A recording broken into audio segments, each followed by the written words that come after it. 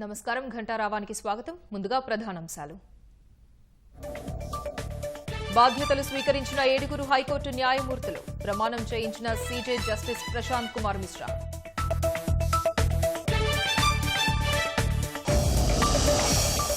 Vijayawada Benz circle పై వంతెనపై car బీభత్సం. 1 మృతి, 4 తీవ్ర గాయాలు.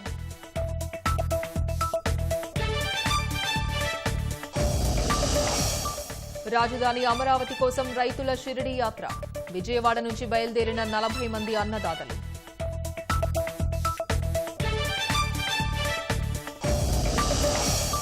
ఉత్తరప్రదేశ్, గోవాలో కొనసాగుతున్న పోలింగ్. ఉత్తరాఖండ్లో మహిళల కోసం 101 సఖీ బూత్లు.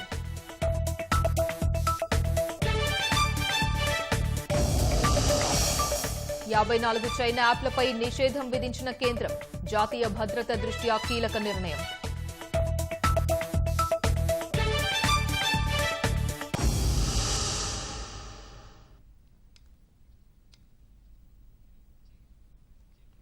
సమతామూర్తి బంగారు విగ్రహానికి చిన్నజీయర్ స్వామి ప్రాణ ప్రతిష్టాపన చేస్తున్నారు. ప్రత్యక్ష ప్రసారం ద్వారా చూద్దాం. భగవంతుడే భువికి దిగి వచ్చినాడో నిలువెత్తు రూపాన రామానుజా.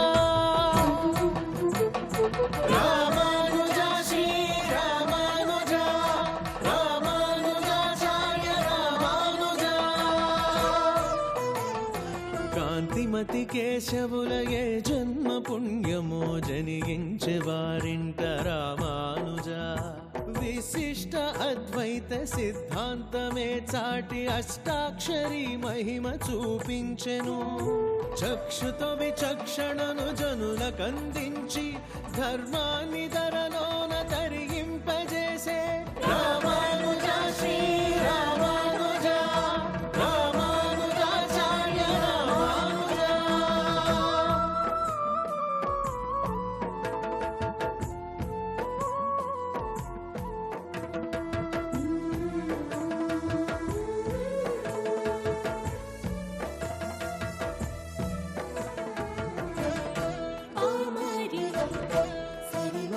భక్తి భావమునే చిగురింపజేసి భరింపజేసావు రామానుజా.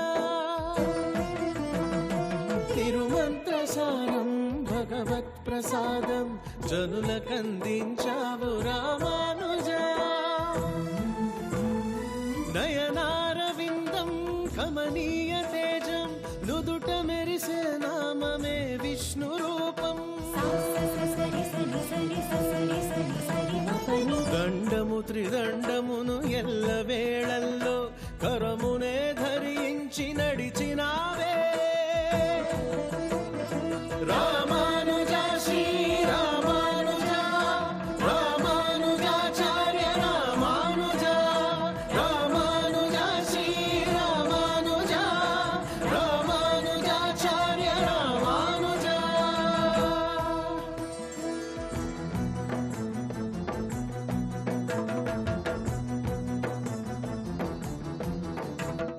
రామానుజాచార్య నారాయణ, రామానుజాచార్య నారాయణ. ముక్తి నొందే దారి సరళముగ తెలిపే ఆదిదేవుని దూత రామానుజా. ఆకాశమంతటి ఖ్యాతి గడించిన నారాయణుని అంశ రామానుజా. వేద సారాంశం దేవతారాధ్యం వివరముగ తెలిపిన గురువర్యవే. జీవాత్మ పరమాత్మ ప్రకృతి సమూహం సృష్టి ఆధారమని తెలిపే సత్యం. రామానుజా శ్రీ రామానుజా, రామానుజాచార్య రామానుజా. రామానుజా శ్రీ రామానుజా, రామానుజాచార్య రామానుజా. రామానుజా శ్రీ రామానుజా, రామానుజాచార్య రామానుజా.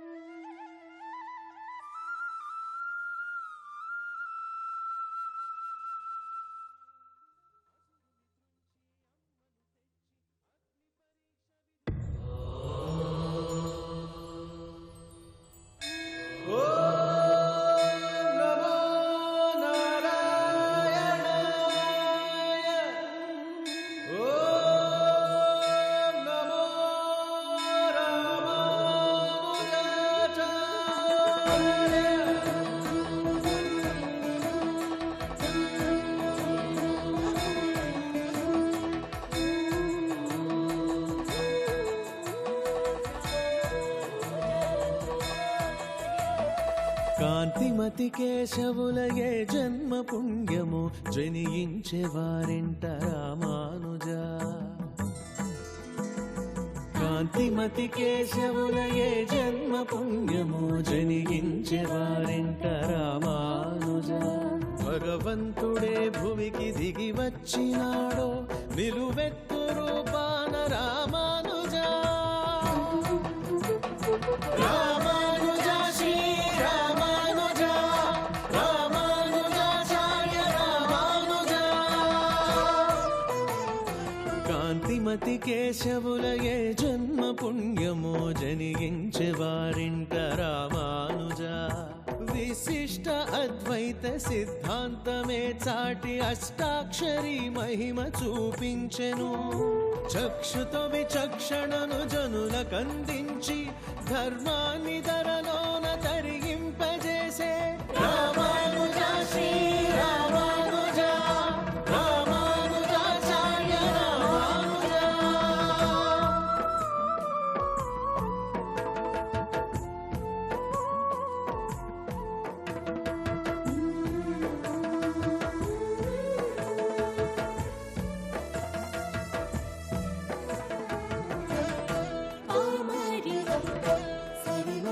భక్తి భావమునే చిగురింపజేసి భరింపజేసావు రామానుజా తిరుమంత్రసారం భగవత్ ప్రసాదం జనులకందించావు రామానుజా నయనారవిందం కమనీయ తేజం నుదుట మెరిసే నామమే విష్ణు రూపం దండము త్రిదండమును ఎల్ల వేళల్లో కరమునే ధరించి నడిచినావే రామానుజా శ్రీ రామానుజా రామానుజాచార్య రామానుజా రామానుజా శ్రీ రామానుజా రామానుజాచార్య రామానుజా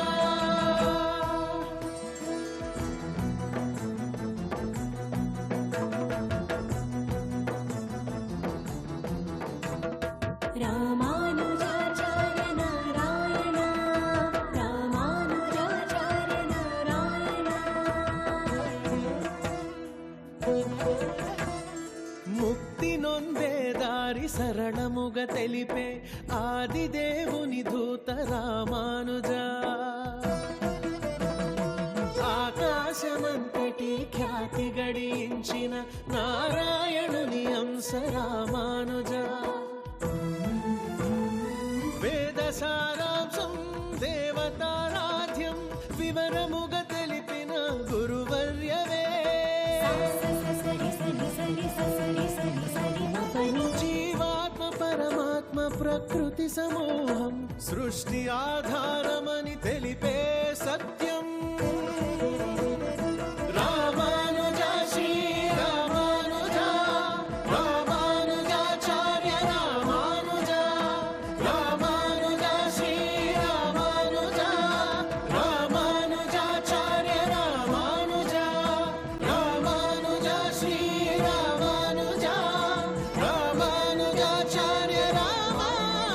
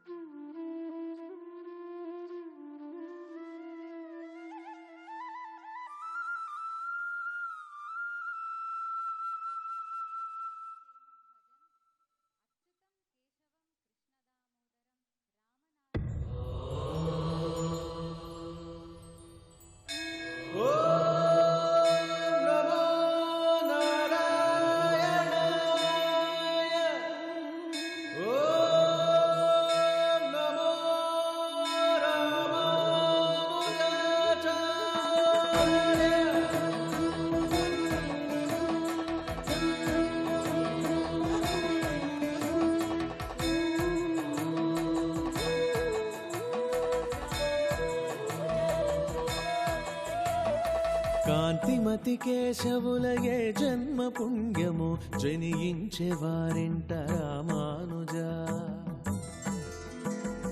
కాంతిమతి కేశవులయే జన్మ పుణ్యము జనించే వారింట రామానుజా భగవంతుడే భూమికి దిగి వచ్చినాడో నిలువెత్తు రూపాన రామానుజా రామానుజా శ్రీ రామానుజా రామానుజాచార్య రామానుజా కాంతిమతి కేశవులయే జన్మ పుణ్యమో జనించే వారింట రామానుజా విశిష్ట అద్వైత సిద్ధాంతమే చాటి అష్టాక్షరి మహిమ చూపించెను చక్షుతో విచక్షణను జనులకందించి ధర్మాన్ని ధరలోన తరింపజేసే Ramanuja Shri Ramanuja Ramanujacharya Ramanuja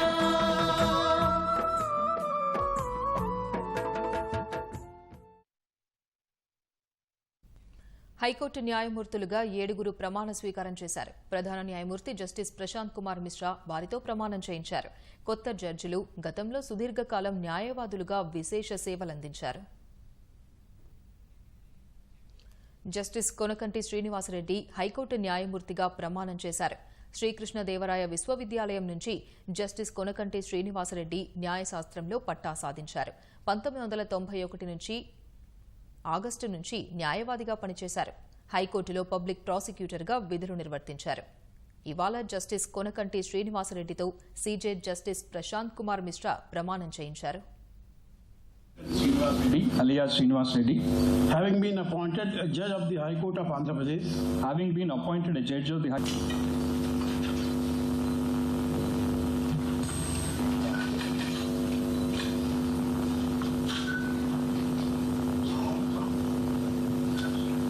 May I request the Honorable Chief Justice high court న్యాయమూర్తిగా జస్టిస్ గన్నమనేని రామకృష్ణ ప్రసాద్ ప్రమాణం చేశారు. గుంటూరు ఏసీ కాలేజీలో ఎల్ఎల్బి, నాగార్జున విశ్వవిద్యాలయంలో ఎల్ఎల్ఎం చేసిన ఆయన 1991 ఆగస్టు నుంచి న్యాయవాదిగా ప్రాక్టీస్ చేశారు. 1996 నుంచి సుప్రీంకోర్టు న్యాయవాదిగా ఉన్నారు. having been appointed a judge of the High Court of Andhra Pradesh,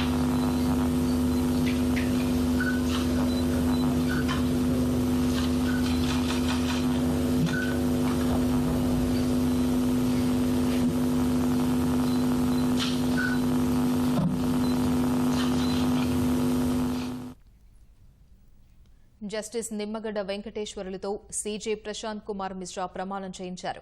Sri Krishnadevaraya విశ్వవిద్యాలయం నుంచి ఆయన న్యాయశాస్త్రంలో పట్టా సాధించారు.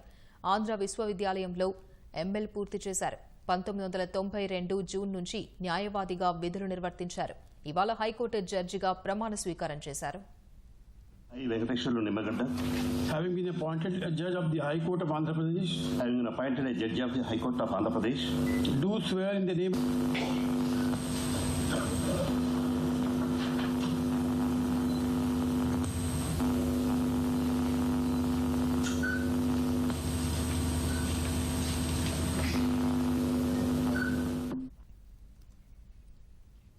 ఇక ఉమ్మడి ఆంధ్రప్రదేశ్ హైకోర్టు ప్రస్తుత హైకోర్టులో న్యాయవాదిగా సేవలు అందించిన జస్టిస్ తర్లాడ రాజశేఖరరావు జడ్జిగా ప్రమాణ స్వీకారం చేశారు.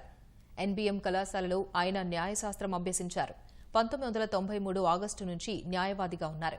ఇవాళ హైకోర్టు జడ్జిగా జస్టిస్ తర్లాడ రాజశేఖరరావుతో సీజే ప్రశాంత్ కుమార్ మిశ్రా ప్రమాణం చేయించారు.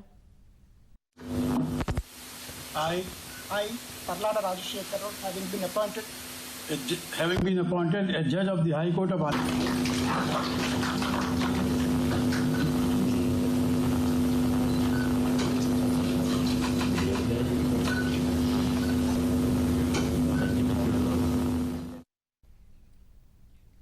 ఆంధ్ర విశ్వవిద్యాలయంలో ఎల్ఎల్బీ చేసిన జస్టిస్ సత్తి సుబ్బారెడ్డి ఐఆర్పీఎంలో పీజీ డిప్లొమా పూర్తి చేశారు.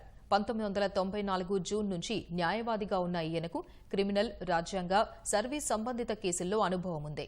ముఖ్యంగా సివిల్ కేసుల్లో విశేష అనుభవం సాధించారు. ఇవాళ జస్టిస్ సత్తి సుబ్బారెడ్డి హైకోర్టు న్యాయమూర్తిగా ప్రమాణం చేశారు. I,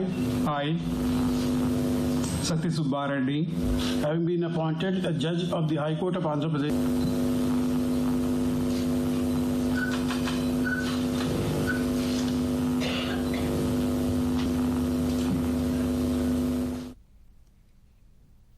justice Cheemalapati Ravi high court న్యాయమూర్తిగా ప్రమాణం చేశారు. ఆంధ్ర విశ్వవిద్యాలయంలో బీఎల్ పూర్తి చేసిన జస్టిస్ చీమలపాటి రవి 1995 నుంచి న్యాయవాదిగా ఉన్నారు. 2019 నుంచి ఏపీ హైకోర్టు న్యాయవాదిగా సేవలందించారు. ఇవాళ జడ్జిగా సీజే ప్రమాణం చేయించారు. Appointed a judge of the High Court of Andhra Pradesh. Having been appointed a judge of High Court of Andhra Pradesh, Do swear in the name of God. do swear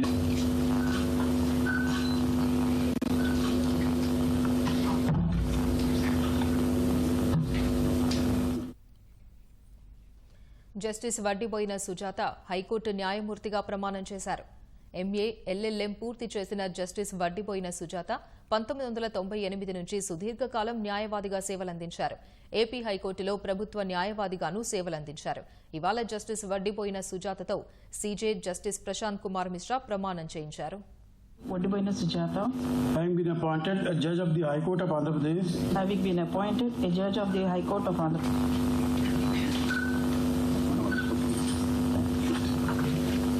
May I now request Honorable Srimati China యాప్లపై కేంద్ర ప్రభుత్వం మరోసారి కొరడా జొలిపించింది. జాతీయ భద్రతకు ముప్పు ఏర్పడుతుందనే కారణంతో 54 China యాప్లపై నిషేధం విధించింది. వీటిలో అత్యంత ప్రజాదరణ పొందిన beauty camera, sweet selfie HD, equalizer and bass booster, Viva video editor, app lock, dual space lite వంటి యాప్లు ఉన్నాయి. గతేడాది జూన్లో టిక్ టాక్, వీచాట్, హెలో వంటి 59 చైనా యాప్లపై కేంద్ర ప్రభుత్వం నిషేధం విధించింది. నిఘా వర్గాలు ఇచ్చిన సమాచారం ఆధారంగా గతేడాది జూన్ 29న ఆయా యాప్లను నిషేధించింది. తర్వాత సెప్టెంబర్లో దేశ భద్రత, సార్వభౌమత్వం, సమగ్రత వంటి అంశాలకు భంగం కలిగిస్తున్నాయని మరో 118 చైనా యాప్లను కేంద్రం బ్లాక్ చేసింది. ఆయా యాప్లు భారత్లో వినియోగదారుల డేటాను సేకరించి దేశం బయటకు అక్రమంగా తరలిస్తున్నట్లు కేంద్రం పేర్కొంది. దాదాపు ఇదే కారణాలతో తాజాగా 54 చైనా యాప్లను కేంద్రం నిషేధించింది. అయితే ఈ ఆరోపణలను చైనా ఖండిస్తోంది. భారత్ తీసుకుంటున్న చర్యలు ప్రపంచ వాణిజ్య సంస్థ నిబంధనలకు విరుద్ధమని ఆరోపిస్తోంది. వివక్షాపూరితంగా తమ దేశ సంస్థలకు చెందిన యాప్లపై నిషేధం విధిస్తోందని చెబుతోంది.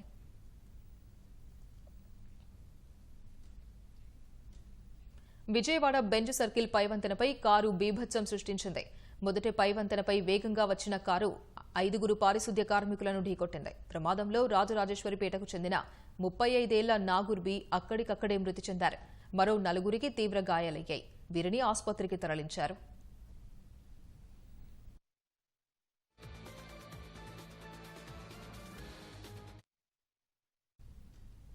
చిత్తూరు జిల్లా చంద్రగిరి మండలం బాకరాపేట కనుమదారిలో బియ్యం లోడుతో వెళ్తున్న లారీ బోల్తా పడింది. అనంతపురం నుంచి రేణిగుంట వైపు బియ్యం లోడుతో వెళ్తున్న లారీ మలుపు వద్ద అదుపు తప్పింది.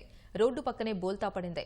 ఈ ప్రమాదంలో డ్రైవర్కు స్వల్ప గాయాలయ్యాయి. ఇదే ప్రాంతంలో నిన్న ఓ లారీ అదుపు తప్పి వాగులోకి దూసుకెళ్లింది.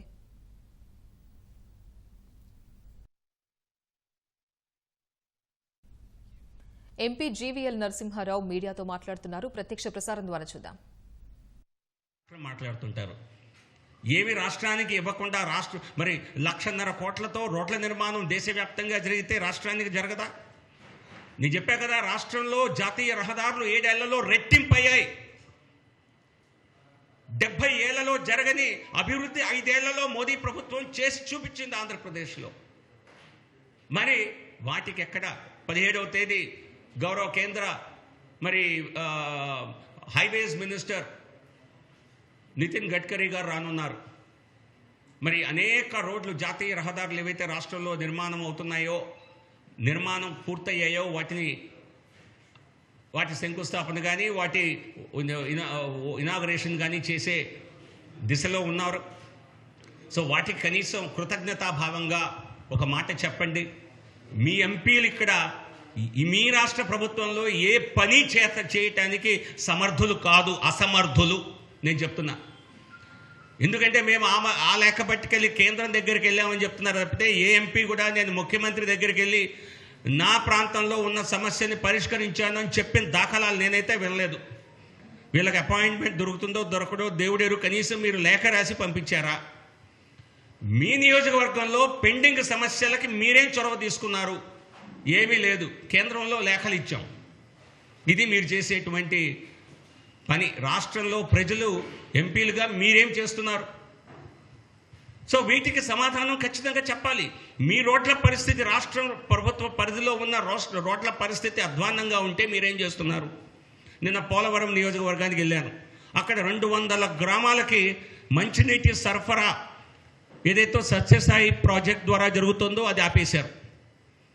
200 గ్రామాలకి నీటి సమస్యని మీరు ఆపేశారు. మీరు పట్టించుకోరు. మీరు వాటికి అక్కడ ఇవ్వాల్సిన వారికి జీతాలు ఇవ్వరు. ఇదేనా మీరు చేసే అభివృద్ధి? కేంద్రం 3,200 కోట్ల రూపాయలు ఈ సంవత్సరానికి జల్ జీవన్ మిషన్ కింద ఇస్తే ₹1 కూడా తెచ్చుకోలేని అసమర్థ ప్రభుత్వం కాదా ఇది? ఎందుకు ఇవ్వటం లేదు? ఎందుకంటే మీరు గతం సంవత్సరాలు ఇవ్వాల్సిన బాకీలు కూడా ఇంతవరకు చెల్లించలేదు. సో మీ ప్రభుత్వం విఫలమైన విషయాన్ని కప్పిపుచ్చుకోవటానికే మీరు రాజకీయ అంశాలని కొత్తగా తెరపైకి తెస్తున్నారు. రాష్ట్రంలో 6 రైల్వే మార్గాల నిర్మాణం కోసం కేంద్ర ప్రభుత్వంతో గత ప్రభుత్వం ఒప్పందం చేసుకొని మీరు నిధులు ఇవ్వాల్సి వస్తే చేతులు ఎత్తేశారు. నిన్న రాజమండ్రిలో ఉన్న కోటిపల్లి నర్సాపూర్ మరి రైల్వే ట్రాక్ నిర్మాణానికి 2,100 కోట్లు అయితే 4వ వంతు మేము ఇస్తామని రాష్ట్ర ప్రభుత్వం ఒప్పుకొని చేతులు ఎత్తేసి ఇప్పటికి కేవలం దాదాపు 2,80,00,000 ఇచ్చింది. 395 కోట్ల రూపాయలు బాకీ ఉంది. సో నేను అందుకే గతంలో పార్లమెంట్లో నేనే ప్రస్తావించా, మా రాష్ట్రంలో అనేక రైల్వే మార్గాల నిర్మాణం ఆగిపోయింది అని. మా ప్రభుత్వం దగ్గర డబ్బులు లేవు. వారు రోజు డబ్బులు ఎత్తుక్కునే పరిస్థితి, నెలాఖరికల్లా జీతాలు ఇవ్వటానికి పెన్షన్లు ఇవ్వటానికి కూడా మరి కిటకిటలాడే పరిస్థితి. వీరు రైల్వే నిర్మాణానికి డబ్బులు ఇచ్చే పరిస్థితి, డబ్బులు ఇచ్చే వారికి ఆలోచన కానీ లేవు. సో కాబట్టి ఒక దీర్ఘకాలికమైనటువంటి ఒక బారోయింగ్ ఫెసిలిటీని కలగజేస్తే మా రాష్ట్ర ప్రభుత్వం ప్రజలకి పెండింగ్లో ఉన్న సమస్యలు పూర్తవుతాయి. అలాగే నడికోడి శ్రీకాళహస్తి మధ్య రైల్వే నిర్మాణం 50% రాష్ట్ర ప్రభుత్వం ఇస్తామని ఒప్పుకొని ఆగిపోయింది. ఇప్పుడు వీటన్నిటికీ ఒక దీర్ఘకాలిక పరిష్కారం ఇవ్వండి అని నేను పార్లమెంట్లో స్వయంగా ప్రస్తావించడం జరిగింది. మొన్న బడ్జెట్లో ఖచ్చితంగా ఒక అటువంటి స్పెషల్ విండోని క్రియేట్ చేయడం జరిగింది. 1,00,000 కోట్ల రూపాయలు అన్ని రాష్ట్ర ప్రభుత్వాలకి కలిపి 50 సంవత్సరాలకి అదనంగా రుణ సదుపాయం కలగజేయటానికి కేంద్ర ప్రభుత్వం బడ్జెట్లో ఈ సంవత్సరం 1,00,000 కోట్లు ఇస్తోంది. దీన్ని క్యాపిటల్ ఎక్స్పెండిచర్ కిందే పెట్టాలి, ప్రాజెక్టుల నిర్మాణం కిందే పెట్టాలి. ఈ 1,00,000 కోట్ల ప్రాజెక్టుల నిర్మాణానికి దానిలో మన రాష్ట్రానికి కనీసం 4-5 వేల కోట్ల రూపాయలు రానున్నాయి. దాన్ని ఈ రైల్వే ప్రాజెక్ట్స్ క్యాపిటల్ ఎక్స్పెండిచరే కనుక దానికి వాడి మరి ఏదైతే ప్రాజెక్టులు పెండింగ్లో అయోమయంలో పడ్డాయో వాటిని పూర్తి చేయాలి అని నేను రాష్ట్ర ప్రభుత్వాన్ని డిమాండ్ చేస్తున్నాను. మన రైల్వే శాఖ మంత్రి గారిని కలిసినప్పుడు కూడా ఈ విషయాన్ని ప్రస్తావించాను. కేంద్ర రైల్వే మంత్రి ఆయన సుముఖత వ్యక్తం చేశారు.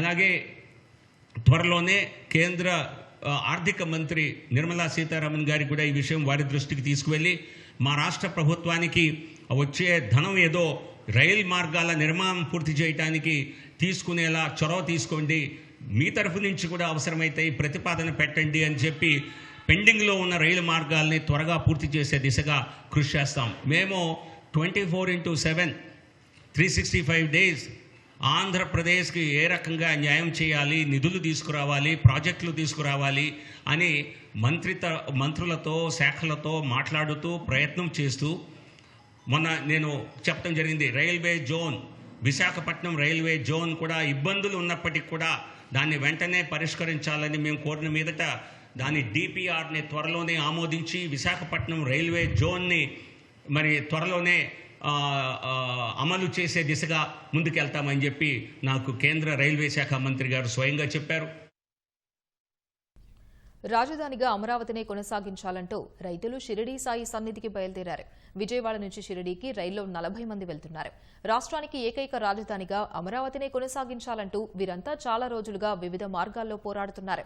ఇక రాజధాని పరిధిలో రైతుల దీక్షలు 790వ రోజు కొనసాగుతున్నాయి. 2019 ఫిబ్రవరి 14న జమ్మూ కశ్మీర్లోని పుల్వామాలో జరిగిన ఉగ్రదాడిలో అమరులైన 40 మంది సీఆర్పీఎఫ్ సిబ్బందికి ప్రధానమంత్రి ఘనంగా నివాళి అర్పించారు. వారి ధైర్యం, త్యాగం బలమైన సుసంపన్న దేశాన్ని తయారు చేసే దిశగా ప్రతి ఒక్క భారతీయుడికి ప్రేరణ ఇస్తుందని ట్విట్టర్ వేదికగా అన్నారు. దేశానికి వారు గొప్ప సేవ చేశారని కీర్తించారు. 2019 ఫిబ్రవరి 14న పుల్వామాలో సీఆర్పీఎఫ్ కాన్వాయ్పై ఉగ్రవాదులు దాడి చేశారు. ఈ దాడికి ప్రతీకారంగా భారత్ ఫిబ్రవరి 26న పాకిస్తాన్లోని బాలాకోట్లోని ఉగ్ర స్థావరాలపై వైమానిక దాడి జరిపింది. ఉత్తరప్రదేశ్ శాసనసభ ఎన్నికల రెండో విడత పోలింగ్ ఊపందుకుంది. ఉదయం 11 గంటల వరకు 23.03% పోలింగ్ నమోదైంది. పలువురు ప్రముఖులు ఓటు హక్కు వినియోగించుకున్నారు. 9 జిల్లాల్లోని 55 అసెంబ్లీ స్థానాల్లో సాయంత్రం 6 గంటల వరకు పోలింగ్ కొనసాగనుంది. సహరాన్పూర్, బిజ్నోర్, మొరాదాబాద్, సంభల్, రాంపూర్, అమ్రోహా, బదాయూ, బరేలీ, షాజహాన్పూర్ జిల్లాల్లో ఈ 55 అసెంబ్లీ స్థానాలు ఉన్నాయి. 55 స్థానాల్లో మొత్తం 586 మంది అభ్యర్థులు బరిలో నిలిచారు. మంత్రులు జితిన్ ప్రసాద, సురేష్ ఖన్నా, ఛత్రపాల్ సింగ్ గంగ్వామ్, మహేష్ చంద్రగుప్తా ఈ విడత పోటీలో ఉన్నారు. ఎస్పీ సీనియర్ నాయకుడు ఆజం ఖాన్, ఆయన తనయుడు అబ్దుల్లా ఆజం ఖాన్ వంటి ప్రముఖులు తమ అదృష్టాన్ని పరీక్షించుకుంటున్నారు. ప్రస్తుతం ఎన్నికలు జరుగుతున్న ఈ స్థానాల్లో సమాజ్వాదీకి మంచి పట్టు ఉంది. ఈ నేపథ్యంలో అధికార భాజపా దీటైన వ్యూహాలను రచించి ప్రచారం చేసింది. యూపీ శాసనసభకు మొత్తం 7 విడతల్లో ఎన్నికలు నిర్వహిస్తున్నారు. మార్చి 10న ఫలితాలు వెలువడనున్నాయి. గోవాలోని మొత్తం 40 అసెంబ్లీ స్థానాలకు చురుగ్గా పోలింగ్ కొనసాగుతోంది. ఉదయం 11 గంటల వరకు 26.63% పోలింగ్ నమోదైంది. సాయంత్రం 6 గంటల వరకు పోలింగ్ నిర్వహించనున్నారు. మొత్తం 40 స్థానాలకు ఒకే విడతలో ఇవాళ జరుగుతున్న ఎన్నికల్లో మొత్తం 301 మంది అభ్యర్థులు అదృష్టాన్ని పరీక్షించుకుంటున్నారు. 11 లక్షల మంది ఓటర్లు తమ తీర్పును ఈవీఎంలలో నిక్షిప్తం చేయనుండగా ఓటేసేందుకు పోలింగ్ కేంద్రాల వద్ద ప్రజలు భారీగా బారులు తీరారు.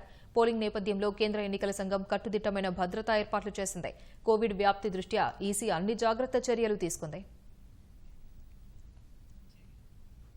ప్రతికూల వాతావరణం, భిన్న భౌగోళిక పరిస్థితుల కారణంగా ఉత్తరాఖండ్ శాసనసభ ఎన్నికల పోలింగ్ మందకొడిగా సాగుతోంది. ఉదయం 11 గంటల వరకు 18.97% పోలింగ్ మాత్రమే నమోదైంది. ప్రముఖులు ఓటు హక్కు వినియోగించుకున్నారు. మొత్తం 70 అసెంబ్లీ స్థానాలకు ఒకే విడతలో ఇవాళ ఎన్నికలు నిర్వహిస్తున్నారు. ఉదయం 8 గంటలకు ప్రారంభమైన పోలింగ్ సాయంత్రం 6 గంటలకు ముగియనుంది. 70 స్థానాల్లో 623 మంది అభ్యర్థులు బరిలో ఉన్నారు. 81,72,173 మంది ఓటర్లు తమ తీర్పును ఈవీఎంలలో నిక్షిప్తం చేస్తున్నారు.